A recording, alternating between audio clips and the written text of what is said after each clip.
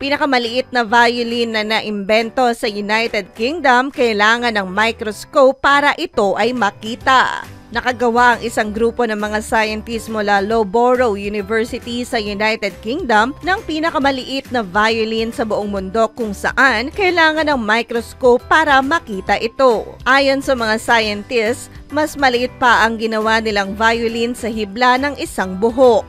Ang violin na gawa sa platinum ay may sukat na 35 microns at lapat na 13 microns kung saan ay mas maliit pa ito sa hibla ng buhok ng isang tao na may sukat mula 17 hanggang 180 microns. Ginawa ng mga scientists ang napakaliit na violin upang ipakita hindi lamang ang kanilang kakayahan, kundi para ipaalam ang mataas na quality na hatid ng bagong nanolithography. Ang nanolithography ay isang makabagong technology na makakatulong sa pagbuo at pagsuri ng mga bagay na mas maliit pa sa cells ng isang tao. Hi! Ito po si DJ Claire ng Radyo Natin Nationwide.